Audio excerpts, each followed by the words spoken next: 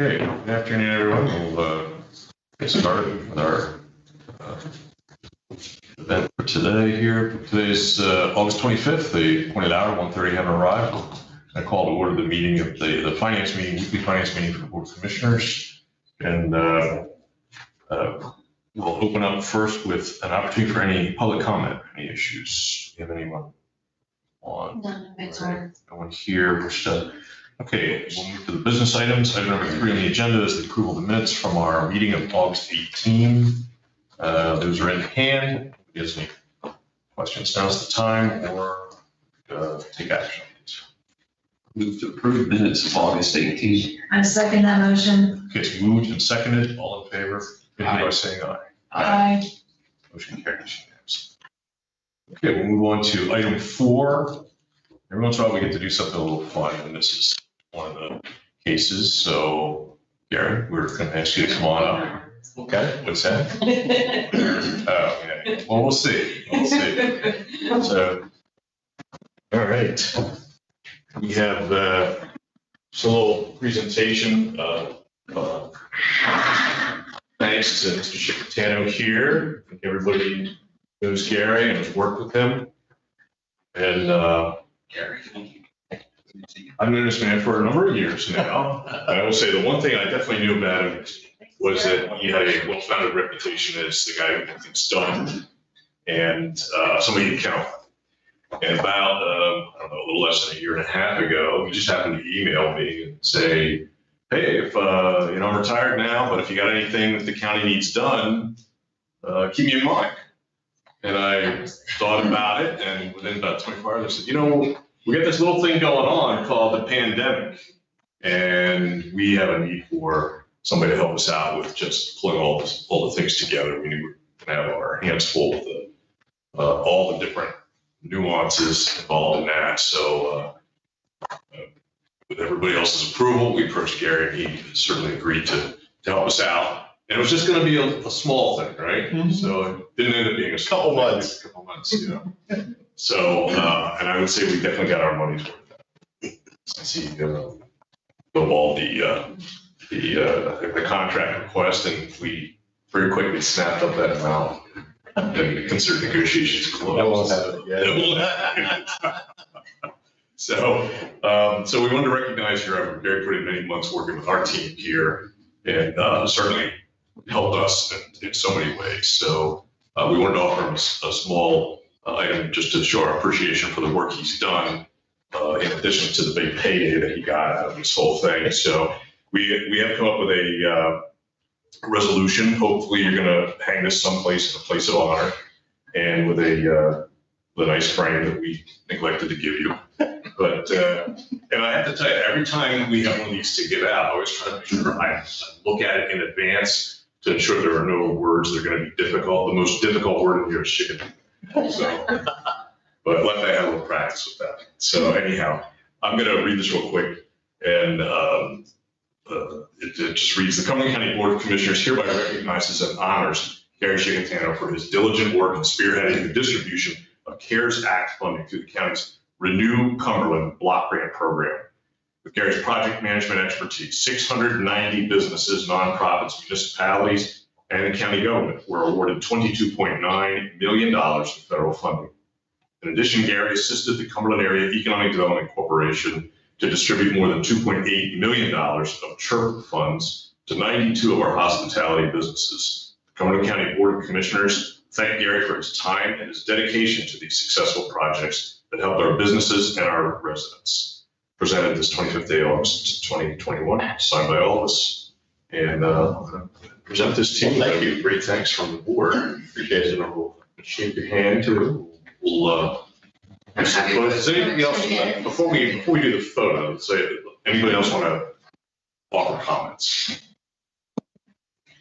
Gary, you've been great to work with. I've worked with you in the past. We sat on the West Shore board together, but it was really, really great to know that you were stepping in to help us and guide through the process. And just want to say what a great job you did. I mean, Thank you.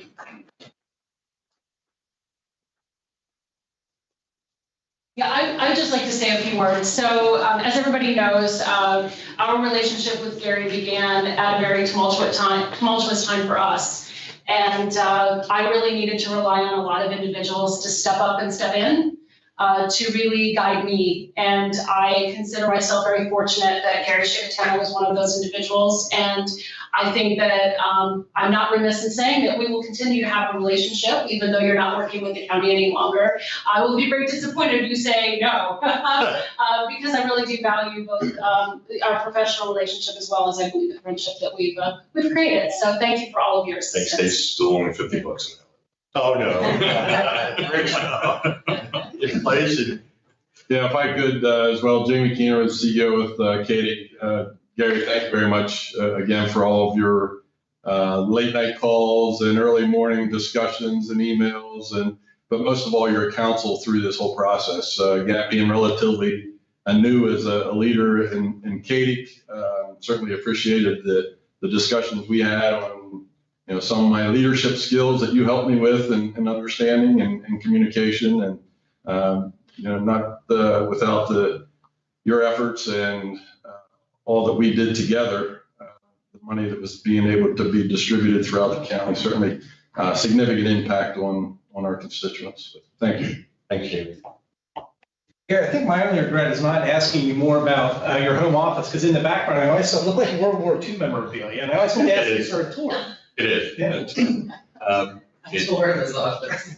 My dad had 4 Bronze Stars, and he was a medic, was D-Day the whole bit, and I have his medals and his helmet, his medic helmet, things like that. So if you ever want to see it. Yeah, I always saw it in the background. I always wanted to ask about that. But thanks a lot for your help. I mean, from our side, for the county departments, we needed a unifying force to bring all of us together on some of this. You did a great job. It was a pleasure working with you. Thank you. Appreciate it. Gary, as a commissioner during this whole process, your information was always timely, accurate, and concise. And believe me, concise means a lot to me. And thank you very much. Thanks, really. And Gary, I have enjoyed working with you for many years, and I'm so glad you were here to assist with this project. I think you really made the county shine. Thank you. And just to add at one point that he alluded to, or that Kirk alluded to, and that is, this is the public's money and it was spent well, it was invested well. And I think your involvement had a lot to do with that. Can I please just say that, first of all, I want to make a point of saying that the 3 of you made this so much easier because there was no pressure to do anything one way or the other. We were told to do the right thing, and I think we did. And I think that's why we ended up having a program that was emulated by a lot of other counties. And you guys know we received a number of phone calls. And also the folks who were on the team with me who did the lion's share of the work, because I was the one juggling the balls, they're the ones that did the work. Just an incredible group of talented people that you have working for you, both in CAEDC and county payroll. So thank you so much. And those that aren't here, please share my thanks with them. But that's what made it easy for me. And that's what made it really interesting. So thank you all, appreciate it. And I'll be around. Great hire next time. And more photo, sure. We're gonna do a photo here, so why don't you open that up so we can see it. Hopefully this goes on your wall. I don't know if it warrants ranking up there with the 4 Bronze Stars, but Can I get everyone to do a big step this way? big step this way. Yeah, center you in the middle here. But that's right. We don't use the marks. All right, perfect. I'm gonna take a couple.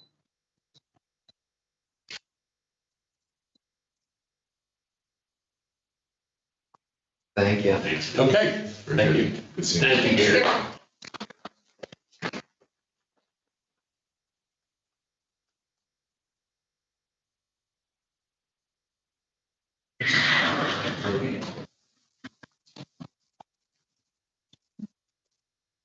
Gonna hang around? Yeah. Good. All right, well, we will do have some business items today. We have a topic of discussion. It's rather two-pronged. So the first part is the approval of the American Rescue Plan interim report and the recovery plan. And I have Toby listed and Stacy and Kirk. So I don't know which one of you is talking first or if you're all talking at the same time. But whoever wants to proceed. Yeah, so just, Commissioners, real quick, with our American Rescue Plan line of about $49 million, we're in charge of spending one of our first steps, developing a recovery plan that touches a variety of topics that the Fed would like to see, our strategy for spending it, spending in accordance with certain principles they set, and then also some more information on how we're going to spend the money. So, of course, with the initial submission, we don't have a lot of those details worked out. We're still doing some of our due diligence to get information from the various stakeholders that be interested in the money. So this initial submission is just kind of setting the stage of talking about what we're going to do, how we're going to do it. So even Stacy, Toby, and I work a lot on this. I'll let Toby kind of give kind of a quick overview there. Toby, what's in it, and you should answer questions. I think maybe this initial report has been distributed to you, but I just give you a few highlights. So there's down in the document, there's a section on how the funds would potentially be used, and it covers each one of the topic areas that funds will be eligible to get spent under. And then under community engagement, there's a brief description of the efforts that have been made to date by the county in reaching out to nonprofits, businesses within county government itself, municipalities and residents. And it also outlines where we've got some additional work to do. So I think we have some additional work to do with some nonprofits and also with members of the general public as well.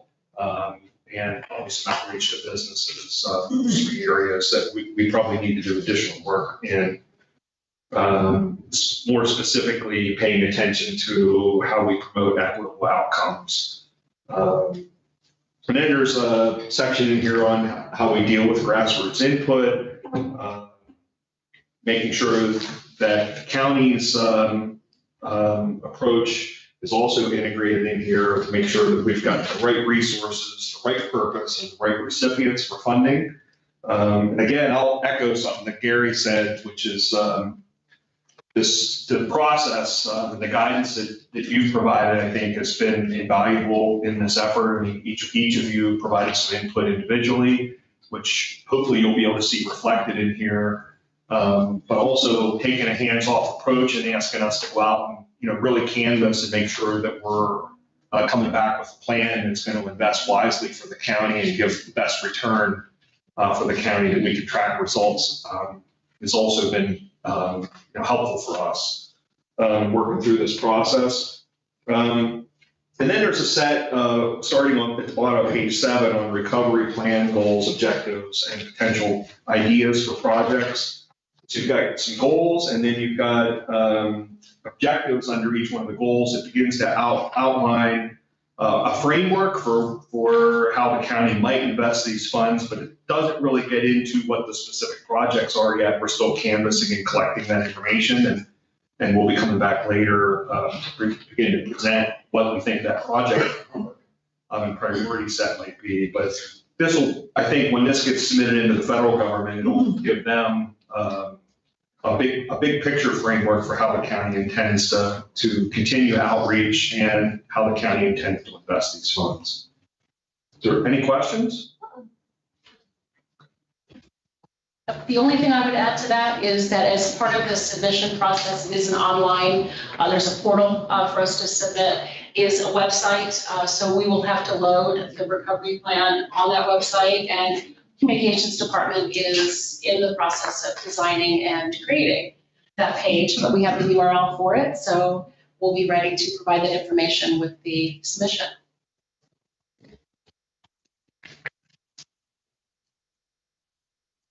That's all. With the interim reports, you have a copy of that as well. Really the most important component of this is we have spent nothing.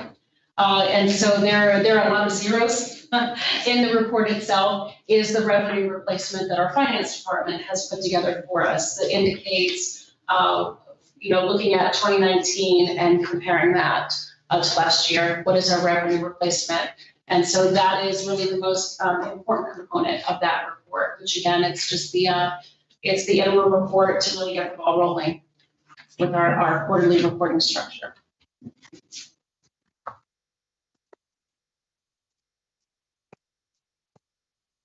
And when are we looking at action on that? We would hope to have action today, if you approve, the reports. They are required to be submitted by Tuesday, August 31st. Okay. So, I guess we're looking to see if the board's ready to. One thing I'd say about it maybe is that this is a work in progress. It's like the very first report. It can be changed and modified as we go, but it's just to show the intention and the work that's gone in by the county in terms of beginning to frame how projects will be selected. So it's not something that gets locked in stone. That can be changed multiple times. It just doesn't tire our hands out anyway. Exactly. Okay. Impressive document for, I think it's a planning document. So that seems pointing at you. It sounds like. So do we wish to take action on this today? I'll make a motion to approve the American Rescue Plan interim report as presented today and 2021 recovery plan. I will second that motion. Okay, it's moved and seconded. Any additional questions, comments? If not, I'll call the vote. All in favor indicate by saying aye. Aye. They're not opposed. The motion carries unanimously. Thank you. Thank you all. Okay, we will move on to the second topic, and this is our update on the 2021 workforce development update. As you know, commissioners, about 5 years ago, I believe, made a strategic investment in workforce development efforts of CAEDC, something we continue to this day, and that has emerged as this very insightful direction on CAEDC's part, given the key role that this issue has taken in the national landscape today. So you occasionally get an update on how things are going and how well our money's being spent. So today we're going to get that update, and I guess Jamie's here and Laura's here. Laura's the coordinator. I'm sorry, you're presenting, I presume. Okay, well, okay. Do you want me to sit up here? Doesn't matter. We have the PowerPoint. I guess I'll just start out saying, I just want to thank you guys for your support. Talking with Jesse McCreed about the Workforce Investment Board, 8-county region, nobody puts these types of resources into workforce. So it's, I think we've really, especially with everything in light of COVID, everything happening, having somebody already in place doing some workforce and making that a priority has been key. So thank you guys for that.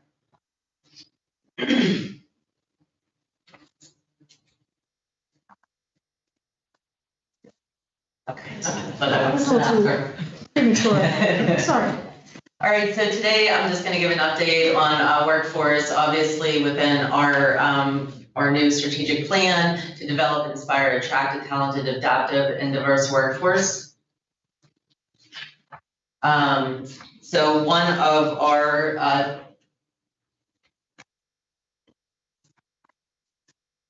development goals, obviously, that's okay. Not advancing.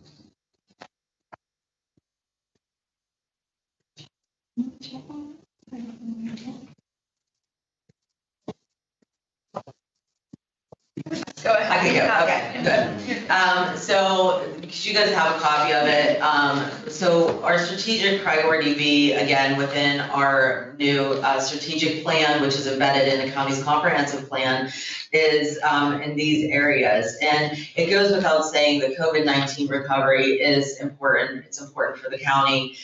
Looking at workforce redeployment activity as we come out, what jobs are going away, what new jobs are coming to light. And making sure that we're aware of what's happening in that activity. Also, the child care initiative. We know that we lost a significant amount of women in the workforce, and we've come so far on shrinking that wage gap, and now to start over again and not having women move up to those leadership positions that make decisions on top level that would include voting and making decisions on practices within organizations that could hurt women if they're not in those leadership roles is important. So one of the things we did for awareness is we contacted the Central Penn Business Journal and worked with them to put together an article about the importance of women in the workforce, how they're dropping out, best practices in the workplace for a lot of our employers to understand that they need more flexible schedules, they need to offer stipends to offset childcare costs, ways that they should implement practices. So that was some of the initiatives that we did. And also, as I work with employers, I make sure that I ask them about what they do for women, how they market to them, and how they have practices in place. The next one is to collaborate with all workforce development providers in the region. And I know this is important to you guys as county commissioners to make sure that we are overseeing sort of the umbrella of, there's a ton of workforce things going on throughout the county, trying to get a pulse on what's happening to reduce redundancies of people just doing the same things, not collaborating, trying to find out where those gaps are still out there in workforce that we can help facilitate those discussions and pull people to the table, but not actually do the workforce per se, but really just making sure that those groups understand what other groups are doing, and are we getting that information out to the people that need it? Because it's great that we're doing all these things, but if we're not reaching the resources and the nonprofits that can get that information out, then it doesn't mean anything to put those things in place.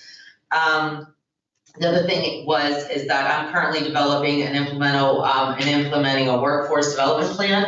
I should have that due by November. And this is really going to identify the current and future occupations for retraining, reskilling. And I'm going to get more into this in depth later, but really looking at workforce in the region and laying out a roadmap for that. For the 2021 workforce development activities, again, as I mentioned, the Workforce Summit is November 3rd. That is at Central Penn College. They're going to host us. We did it 1 year at Messiah. We did it the last time at Dickinson College. We try to take turns at each one of our higher education. And so the Workforce Summit will really be a kickoff to say, look, we have a new workforce plan that we want to present to you guys. We want to tell you some of the activities that we're doing throughout the county. And we also want to have some people there to give high-level updates. And I know I talked to Kirk about transportation, having somebody there. People don't know what's going on with Rabbit and Cat, and I think giving some clarity on the workforce front. This is what's happening in transportation on a high level, and here's trends. Here's what's happening in childcare. Here's some legislative items that are out there that you could be reaching out to people and pushing forward for. Just some things that are going to be important, not just to talk from CAEDC's perspective, but to really inform the audience of top level things that affect workforce and things that are happening in that realm. The Cumberland County Workforce Training and Education Facility. I would also like to thank you guys for showing your support for that feasibility study that we're putting out, which is so important for Cumberland County and this whole region. That was in collaboration with Penn State Health, UPMC, WellSpan, Select Medical, and Highmark. And I just want to thank you guys. It took 3 years to build that collaboration amongst those healthcare institutions, and it means a lot that you guys were also supportive. And I'm going to talk more about that in a little bit. In the past year, we also worked with Dickinson College and Hope Station to apply for a grant for reentry program, which they did receive money. They're working with the county commission or the county prison, Cumberland County Prison, to try to work with them to get people so they don't become within that circle and just rotating back into the prison, helping them with jobs, housing, transportation, and so forth. On the Advanced Manufacturing Certificate Program, I'm going to get more into that in depth later, but as you know, we don't have enough people out there that want to do these unsexy jobs in the advanced manufacturing role. They're moving towards automation technology. Never before COVID really, it was already going that direction. It gave it a swift kick forward, and that has sped up. So a lot of these companies now are investing in more automation in technology to replace the workers they can't find, but to also compete with e-commerce. Develop a workforce plan, again, I continue to roll that out. We're paying Steve Riccio from Darien Consultants $5,000 of that money just to get them. He's really kind of keeps on topic. I send him information to put within the workforce plan, just more of an administrative role for that. And then the county resources for job seekers and employers. We are continuing to collect that information. As I stated earlier, we want to be the overarching umbrella of workforce for the county. And so we're continuing to seek out who's all involved in workforce and how we can connect employers and nonprofits and build a one-stop shop on CAEDC's website that would have all of that information there so people understand that it exists out there. On the next, Prep and Engage, as you know, we work with the South Central Workforce Investment Board. What we have to do is so many focus groups with different industries, high demand industries each year, and we do get paid for that service. And that is within the 8-county region that we all collectively and throughout the state disperses money out, so everybody puts in for this. And then the PASHE, the Southern Region Working Group, I am part of that board as well. That is out of Shippensburg University where they received a grant. And the grant is really to get people educated about childcare and get people that want to go through schooling and help fund them to get through schooling so we have more childcare workers. Also with the South Central Workforce Investment Board, we've been working with them on a regional approach, again, because you guys fund money towards workforce and make it a top priority. They would like to work with us as being the county for a pilot program for what they want to do because we're very engaged in workforce. The monthly career link meetings, I also attend theirs just to give them a shot of what's happening in the county with workforce, but also to hear sort of what they're working on, how they're trying to get people back into the workforce. Are they going out and meeting with employers? Are they having problems meeting with employers? So we just collaborate on a monthly basis. The heavy equipment training for adults and students, I'm going to get in here in a little while. And then also the logistics pathway program with South Central PA Works. So I know this is really busy. You probably guys looked at this and said, are you kidding? But this, I just really wanted to show you, this is a table of contents that what I'm looking to put within this workforce plan. I think it's just important for you guys to see that we really want to use this as a comprehensive plan to really help us to be more strategic, to really manage our partnerships. And I think, again, it outlines like a roadmap of where we want to go in the next 3 to 5 years with this plan. And so really collecting a lot of this information now to put in it, and we should be able to wrap that up in November. And again, it'll be presented at the November 3rd Workforce Summit, so I guess I better wrap it up in November. All right. The next one is the training facility feasibility study to give you guys an update. We had a task force with it. Again, Kirk was involved with that, thank you. And we had a task force put together to really look at, we put out an RFP and looked at several consultants. We ended up picking one on June 28th. We went with Crabtree Rohrbach, and they brought on board Baker Tilly for more of the financial analysis that they weren't able to do. We didn't want it to really just be about the architecture of the building, because unless we have the other information, that doesn't matter. So wanted to give you an update on that's who we chose. And then after we chose them, we kind of took the task force that we currently had, got rid of a couple, and then pulled the others on board for this advisory group and added some. Now, this group is going to be key to guiding the consultants because they are very strategic in each one of these industries that are going to be really important to this training facility. So you can see Jesse McCree's on there. So important on giving a snapshot of the 8-county region, which would also be using this facility, but also the uses that we can have with it. It won't only be healthcare, but we're also going to have a big open floor plan that would be used for strictly for training in the skills trades. So companies like Ames and different people can come in and rent space and do training there as well. Kentucky is on there. We know he's been doing workforce forever.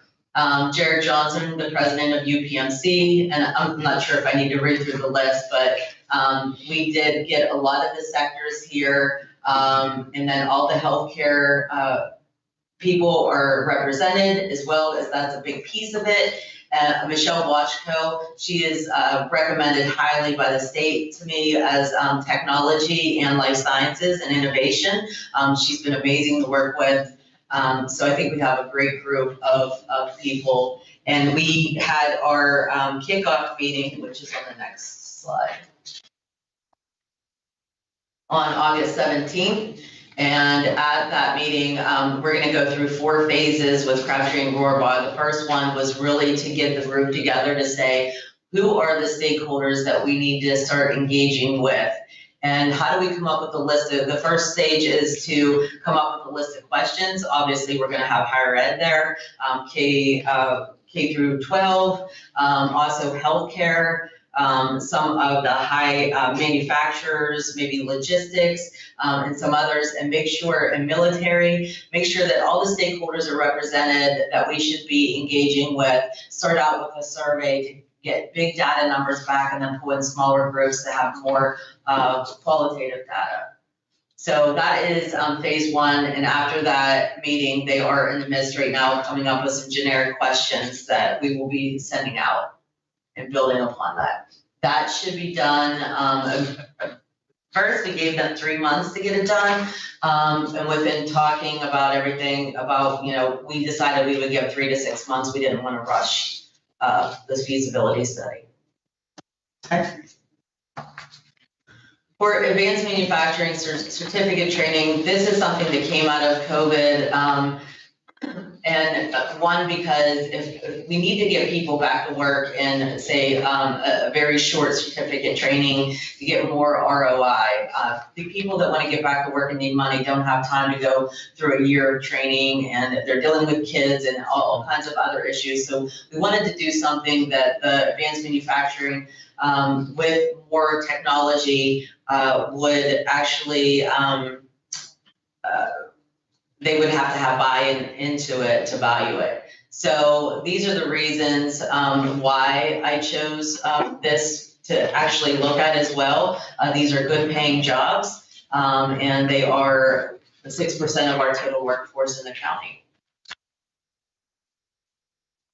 So these are the individuals that I pulled together on a Zoom call. I had all of them come in and talk, and it was kind of, I think, cool for all of them to share information with each other about the issues and challenges they were having. And then what we did was, I said, okay, so the way that Giant does their fulfillment center is different than Nestle Purina's automation system, which is different from the way Ames manufactures their shovels. So with all of them being very different, we wanted to create something broad-based that each one of the advanced manufacturers broadly across the whole county and beyond could look at the certificate and say, we would, if they had that, we would take them in a heartbeat. So this was a broad-based skill set that we came up with them to say, this is something that we are seeking, that we're missing.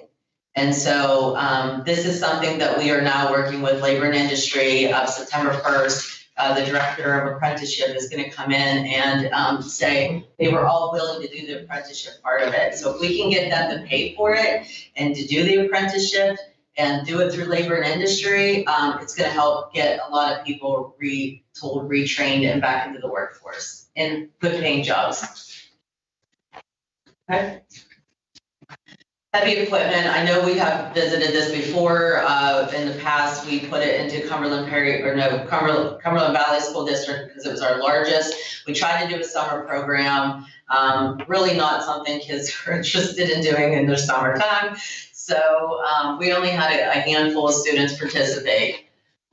This is actually going to be both students and adults. I sit on their advisory board for Cumberland, who, by the way, changed their title finally to Area Career Technical Center, which is much better.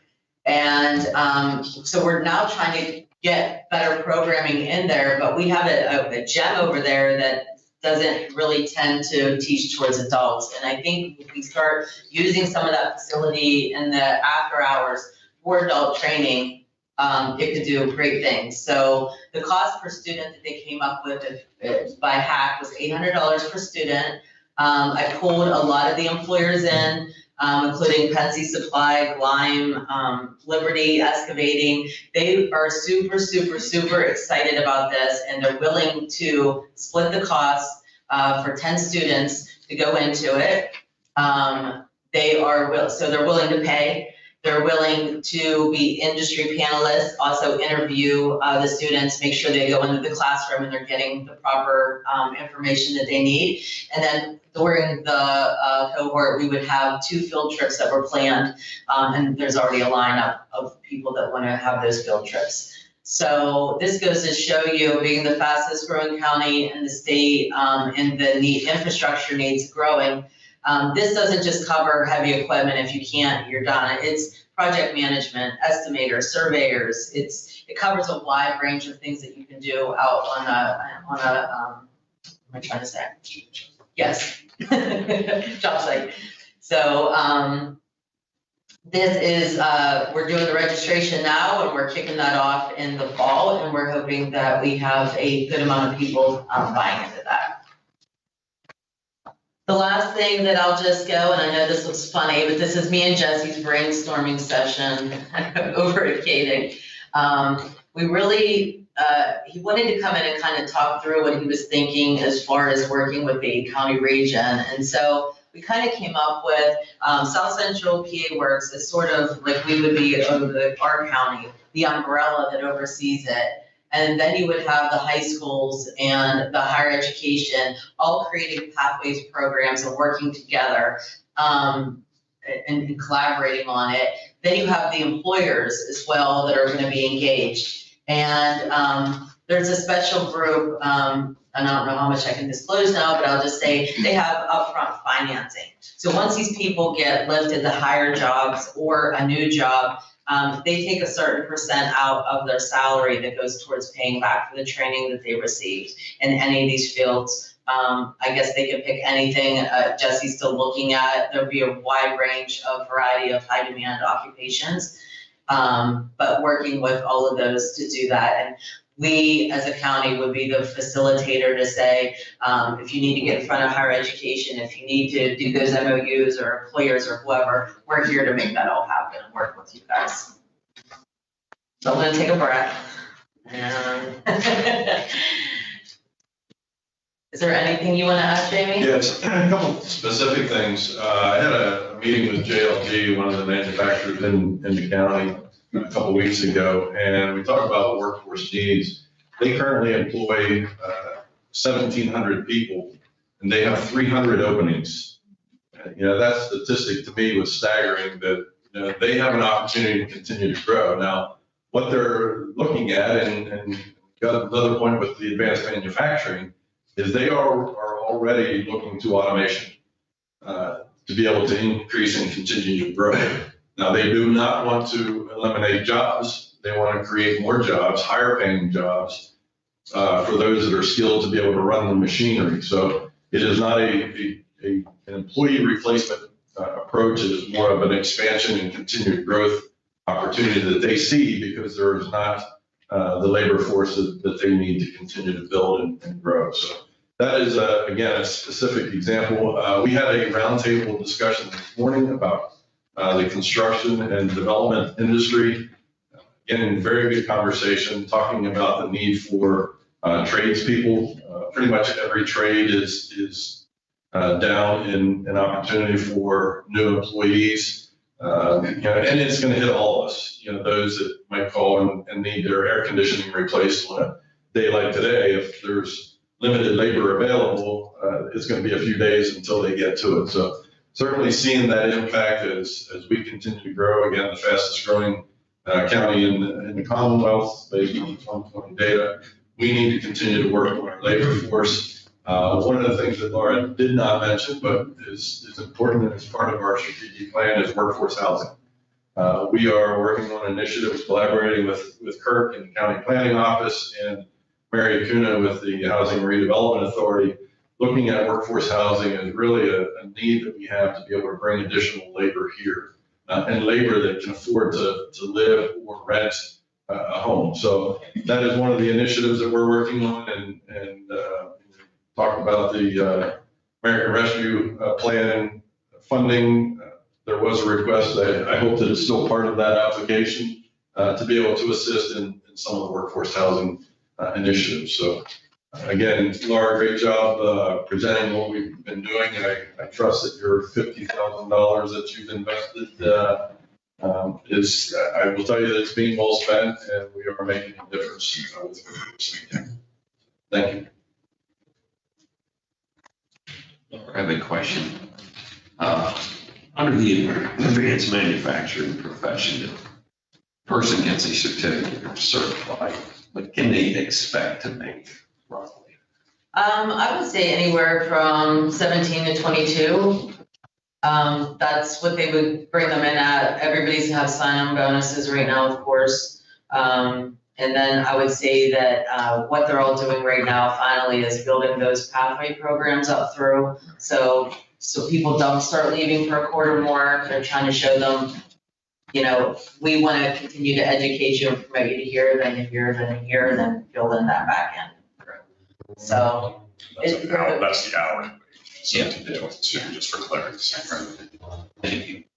Yeah, just to add on that pathway program, there could be programs in the high school that start their career, with those certification programs. Then they could even go to a junior college or an associate's program to, take that next level of education, while they're working. And then they could ultimately get into a bachelor program, whether it's electrical or mechanical engineer. So really, that's the pathway to be able to develop those individuals that they can get off at any point if they want to make $17 to $22 an hour, or if they want to continue to grow their salary and career, and they can stay in education through that pathway.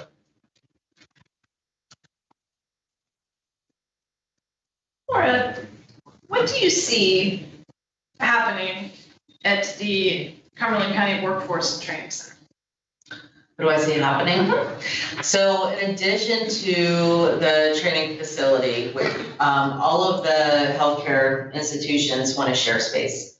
Of course, nobody can lease more space than the other.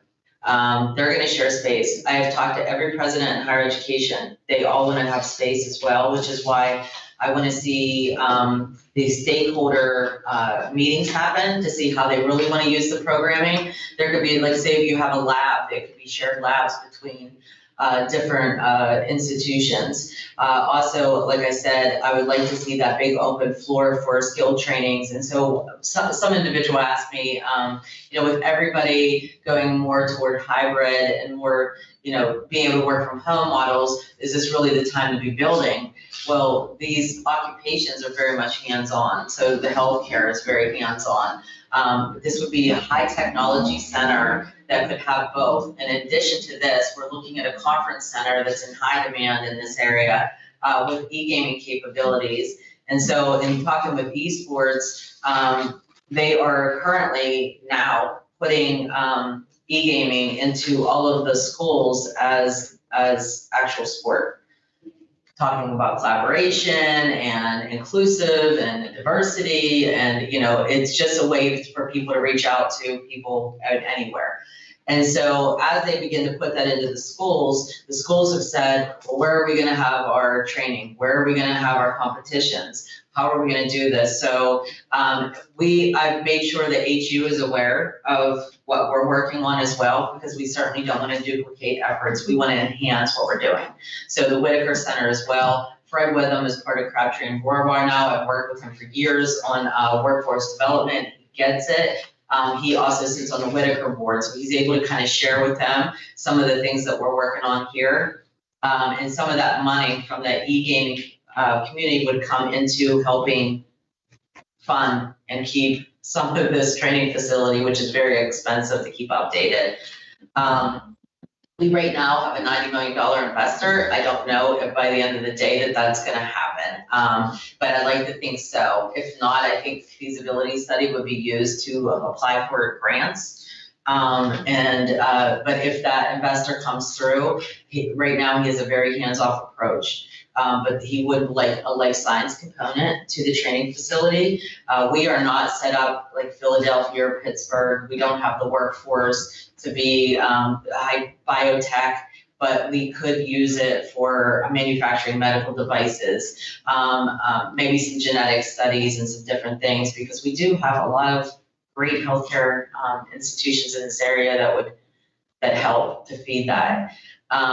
So I'm interested to see what the feasibility studies come back with. It says as far as programming, even talking with the PA Military Commission, as you guys know, we were with the local defense group.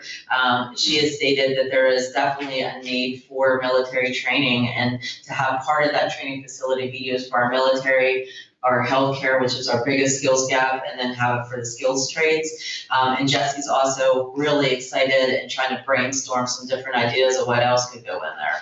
Maybe some entrepreneurial things, but it can also be used for students to come in and explore new careers in these high demand fields, but also feed into the high schools and higher education, if that helps. I'm glad to hear about the workforce housing piece, because you can't afford to live here by yourself on $22 an hour.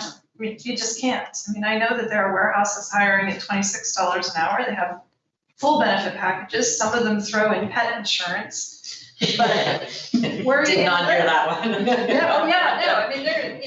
they offer a lot, but where do you live? And if you don't have a car, how are you getting to work, really? So, and then I just have two more questions. Did you receive Rich Farr's email about the cat rats? No, I will send that to you. It just came in. Okay. I think that's an important thing for you to have. And then my final question is, what is keeping people here? So, I hear this, and this is anecdotal, but I hear this, that lots of people go through nursing programs in this area, and there are not enough nurses. Where did they all go? Are you finding that that's happening as a part of your feasibility study? And if we have a problem with where we're going to train all of these lovely people with workforce, and we can't keep them, what can we do to keep them? Right. We have such a great program in the works. That's a great question. And I think it's that's something I'd like to bring up to with the task force to talk about, are we going to look at that as part of our feasibility study? Because, one of the things that we did a couple years ago that Jamie's trying to get back into reintroducing was to quit trying to market us as a place to come visit. We know we have fishing, we have hiking, we have great trails and all these things, but instead we were taking that money and actually putting into product development. So that's where some of our tourism grants came from, that we say, hey, if you create something really cool, we're here to help supplement some of that. We'll give you a grant if it brings and draws people into the county. So a couple years ago, I think it was 2 years ago or so, we had Central Penn Business Journal come in and be the moderator. And I reached out to healthcare and higher ed and all these people, got all the millennials in the room. And we probably had about 100 people turn out and said, tell us, like Deloitte's, where do you go when you come here? Do you leave and drive to Pittsburgh? Do you go in here? I know we don't have the conference space for you guys when you want to have the big meetings here, but what do you do for fun? And like, if it's between Deloitte, they can either go to Fort Lauderdale or they go to Mechanicsburg. So, to me, I like all the seasons, but it's difficult, right? So trying to get that feedback, and we made a long list of things that we thought that they enjoyed and would like to see in Cumberland County in order to, and as we were moving towards some of that, I think it just got put on hold. And now we're trying to bring some of that product development back to try to work on that, because you're right, it's difficult. And I think helping the employers to let people know what there is to do here. A lot of people love the downtowns, they love the beer trail, they love different things. And they like that they can live here and then go into the city. So it's Yeah, I'll be interested. I mean, I'm hoping that's a piece of the feasibility study, and then I'm interested in seeing the feasibility study. Yes, absolutely. All the stakeholders will definitely be present, and that was a great point to bring up. I'll be sure that we look at that. So that's gonna be important. I think, I mean, I certainly think that you're putting a tremendous amount of energy into this. And I remember going to this event at the high school where Volvo was there. And you know, one of the things that they talked about is that they can get, and there were a couple of other people that talked about this, if they can get someone through this basic program that's safe on a job site, right? That they're gonna be able to get on a piece of this equipment and not hurt themselves or anyone else with it, it really is a launching point. So it's, these are really great things that you're involved in. Great, thank you very much. I haven't heard from you. You will.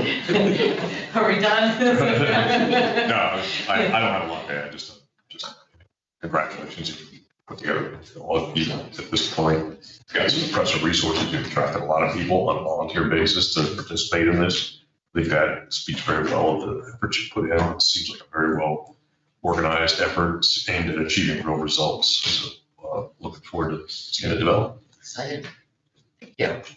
Laura's done a great job in the workforce feasibility study, and to see a group like that come together, and oftentimes you wonder, are they really interested? You know, so they may, I will help out, but there's a lot of interest and passion around the table we're talking about. So I think, you know, a lot of that credit goes back to Laura for organizing and communicating the vision, looking at getting buy-in from that. So, you know, I sit in those meetings, man, I feel small. There's so many smart people there that are really doing a great job. I really can't wait to see how that turns out, but well done so far.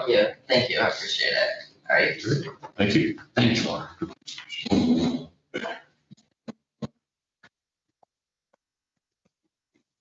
Okay, those were our two topics of discussion today. That brings us to item 6, which is other business. So if there's anything additional to address, now is the time. Staff. Okay, looks like we're done, so I'll entertain a motion to adjourn. So moved. Stand adjourned. Thank you all for being here today.